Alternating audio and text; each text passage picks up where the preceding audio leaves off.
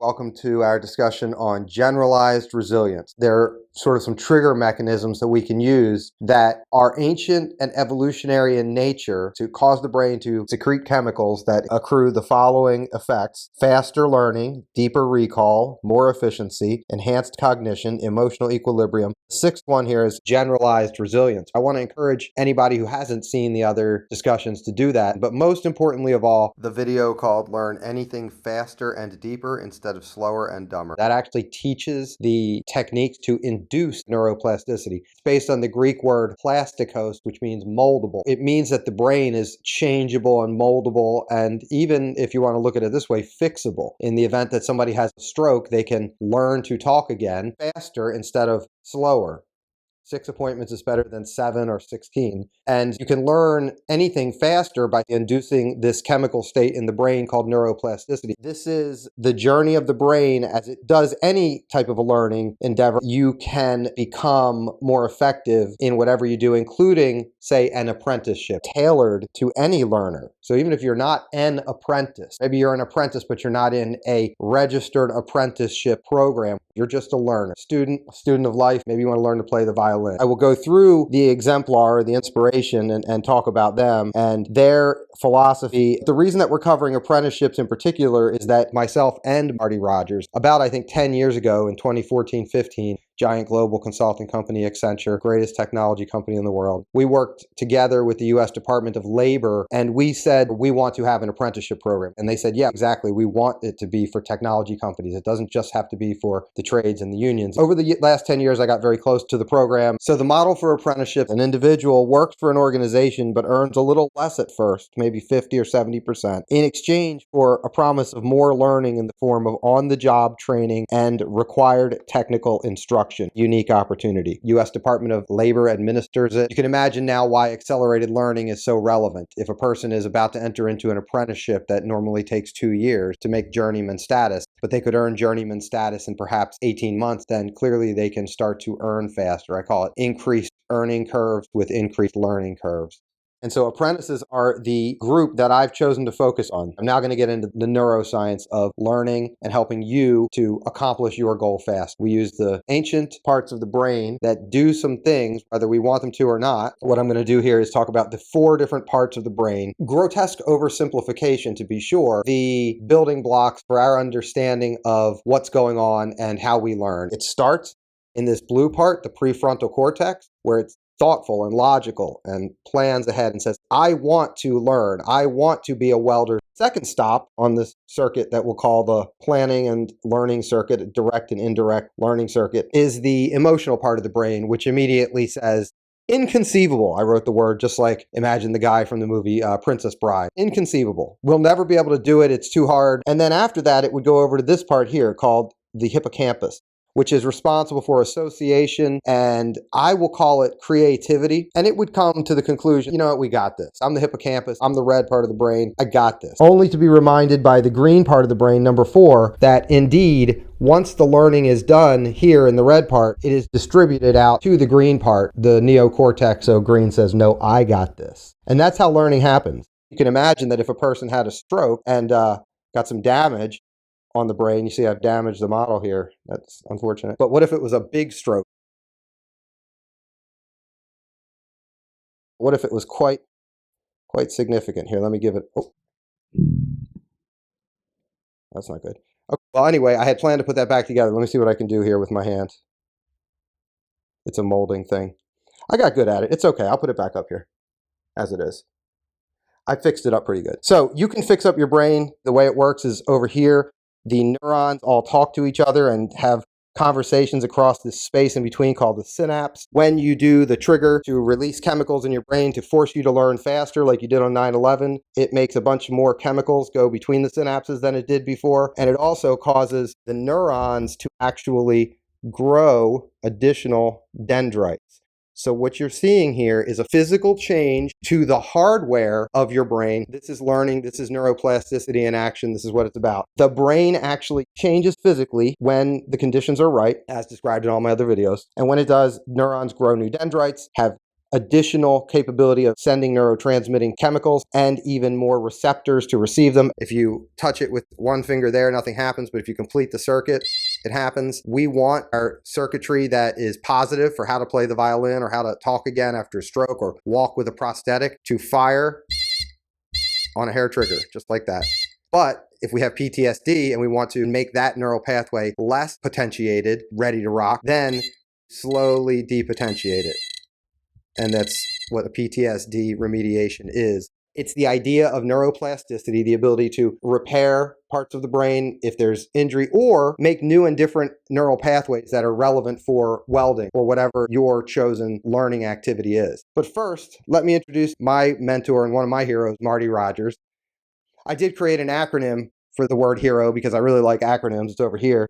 It stands for Hardware Enhanced Resilience Operator. That means the brain is enhanced and you're a resilience operator. You're one of these things. You're a linesman or a welder, a cyber operator, a healthcare operator, a first responder, teamster, truck operator, air safety. You might operate a farm, be part of food security. You might operate a nuclear. You're an operator. And we'd rather you be one that learns faster and smarter on your journey, whatever it is that you're learning. Marty Rogers, he's an executive with Accenture, giant technology company. He's an inspirational type leader, and there's a lot of them, but he's pretty good at it. He is good at bonding. I think when he introduced himself to me for the first time in 2008, all I remembered was he said, Bond, Marty Bond. He didn't actually say that, but that's what I remembered because he was cool like James Bond, and he was good at bonding, and that is one of his secrets. Bonding is foundational to resilience. He never said those words, but I know he knows that. This applies even at the individual brain level, bonding between individual neurons to make new and different neural pathways. Like I said, long-term potentiation, where you make that pathway strong. Local level would be beyond just the individual, but your community. Here you see his tree failed and he doesn't have any apples, but he has a pond with fish. This guy across the fence here, his neighbor, his animals somehow are dead, but he has these plants here, so they're going to just work together for resilience. We represent here coming to the rescue of Great Britain and Europe. Here's Europe pre-Normandy, Mount Doom. Here's Europe afterward, and the Marshall Plan, where we all came together to enforce resilience, really happy, like the Shire. This is a representation of Marty's brain. I wrote first here in the prefrontal cortex area, merit and rules and tools, measuring tape.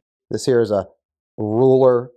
People have to measure up to the standards to be in Marty's world. I'm not going to read the names of those people, but those are people that I know do based on his values and his sense of value. We're familiar with the hero's journey. This is a granddad moment here with his grandfather, who I think gave Marty the idea to say, the power to name is the power to control your destiny, or some quote like that. And what he's referring to is back in the history of Marty's family, where slavery was part of the history, they were part of another family that was called the ROGERS family, from whence Marty's name sort of came, but you'll notice that his is spelled with a D because his grandfather added the D, or maybe it was his great-grandfather, but that's a piece of Marty lore. I may have the details slightly wrong, but you get the idea. Dr. King giving a speech. It's the priest, his name does escape me, but he was the president of Notre Dame when Marty went there, and they became close friends and allies and did a lot of good things together. He was a civil rights leader. An image of Marty watching a video of somebody making a video about Marty. Not this one, a different video. Somebody named THRU, who is my partner in this business of mine. Marty asked me to look out for him when he was an intern, a different subdivision of mentorship. You got apprenticeship, internship. Apprenticeship is the most formalized version, which is why I really love it. When we do things like look out for each other, we end up having our hardware enhanced because chemicals emit from the brain when we do activities to help each other. This is Marty's voice finding technology. I think he has some robotics in there about how to help people find their voice. This is the internal family, his most close family, extended family, to be like work, friends, and family. And then here is humanity. He's got some love for everybody, some sports love for mostly Philadelphia, and that's Marty's brain. Now let's look into the neuroscience of Halloween. We have families going out together on a little journey. They must survive, hopefully strive to get some candy, and maybe even thrive and have a great night out there. A journey. You go from this house to that one and to avoid the scary thing. Here, this is a picture of a Weber grill like this. One family in my old neighborhood used to grill zombie fingers, which was hot dogs, little tiny half hot dogs. It was very nice. And then you get to the pink house where they give the Skittles. You learn it's smart to stick together. You bond. So adults are bonding, the kids are bonding. Marty famously at Accenture adopted this journey map thing to explain your background and path. Cute little pink baby. And by the way, this is a drawing of what's called an oxytocin loop. When a baby and a parent stare deeply into each other's eyes, both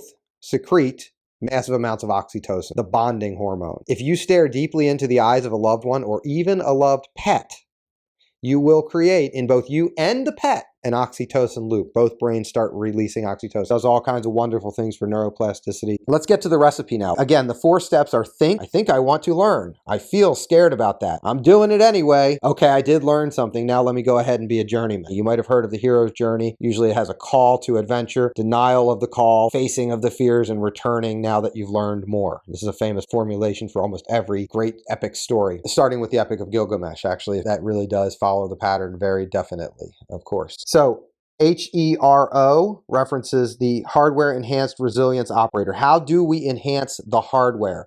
The hardware is enhanced by more of what I'm calling here the direct approach. You can see here the way the charcoal is spread in the grill. It's all shoved to this side. The direct heat is right here. This is the hot part. Over here, we're cooking with indirect heat. This is low and slow. You put your ribs over on this part of the grill to cook low and slow. And if you have a steak that you'd like to get really well seared on the outside, put it right over that hot heat and keep it pink inside. So that's the hardware that we're affecting. With brain chemicals and structures being involved, we're talking about here the opposite of these things. So the direct is the hardware. The indirect would be the software, the ideas, the quote mind as opposed to the brain. There's this idea of consciousness and thoughts and how they affect the hardware. And they do. So there is an interplay, but it's a lot clearer on this red and green side. It's the difference between inducing neuroplasticity by Marty giving a speech, a powerful speech, where he makes the audience feel and oxytocin is flowing and he's inducing all kinds of other things, adrenaline and dopamine and other things. That's a speech versus teach, how to induce, like in my first video, how to learn faster and smarter instead of slower and dumber. I teach you how to induce the right chemical state like you had in your brain on 9/11, so everything is stickier and whatever you're about to learn for about the next hour to 2 hours at the most will be much stickier in your brain if you have the right chemicals. So I teach that, and that's the difference between a speech, that's a direct thing, and teaching it is indirect. It'll be something that a person could continuously apply. Direct would be things like tactical maneuvers, very important, micro focus, versus indirect would be more strategic and macro. Induction of neuroplasticity versus long-term potentiation. To induce neuroplasticity is to set up a learner to have a better chance of retaining. Long-term potentiation is this physical change to neurons and neural pathways where they become very highly sensitive and ready to fire on a moment's notice, which is great, which means that the thing you've learned, you can bring it up and do it, whether it's a physical skill or an idea that you want to adopt or information that you want to be able to produce and recall and bring up as needed. This side over here, the direct side, is asking, what have you done for me lately? Whereas the other side is, what in the long term will our legacy be? Both are relevant and they do affect each other. I also want to talk about the way that the heat is distributed. This is a metaphor for the learning experience, whether it's an apprenticeship or any other kind. If you look at the way the coals are distributed in the grill, they're far to the left here. And usually are stacked in a pyramid when they're first lit, and then you move the coals around, typically into a flat pattern like that. But if you want to create a hot spot on the grill, you might put it on the left or right. But now I want to talk about this shape in the context of an apprenticeship or a learning endeavor, whether it's a short-term or a long-term one. It's an endeavor. It's something you're about to take on. On this journey, we want to survive, strive, and thrive. Same thing as on the journey of learning as an apprentice or any other type of a learner. And I want to use the distribution of the coals here as a way to articulate that you might have a more spread out learning experience over a period of time that's a slow and low burn, or it might be a quick hot and fast learning. The hot and fast might be like a boot camp, whereas the slow and low might be an apprenticeship that might take 2 or more years. Both are necessary. Both are helpful. When you're deciding how to structure your learning life, I recommend the apprenticeship model. It looks like this, a back-loaded model, like this triangle here. It looks like this, where you survive at first. You're not getting paid as much, you're surviving, but soon you'll really strive to be that next level. And then you'll be set up for long-term success, thriving in your chosen profession because of the way that you structurally layered on this learning. If you were to enter into a major learning endeavor, you'd want to consider the value, time, and ease. This is a way of looking at the investment of your time and effort and whether or not it's going to be a back-loaded effort, a front-loaded where you get a lot of value really quick, but maybe you better figure out something else to do after that, or something in the middle where you build up to creating value and then eventually it tapers off. Again, apprenticeship is a little more of a backloaded model, so you go into it knowing that, but knowing that you're going to be set up for a long time once you completed your program. The question is, how quickly can you complete your program? for the Department of Labor to be able to have every apprentice in the country that uses neuroscience learn somewhere between, 2 and 12% faster means safer critical infrastructure, welders to build ships faster, cyber people, healthcare, air safety, first responders, Teamsters bringing our food, food being grown, plants being run safely. Other stuff you should know is that Congress has funded apprenticeships for a long time. The Department of Labor oversees it. And apprenticeships are sponsored by companies or unions that want to have a registered apprenticeship program.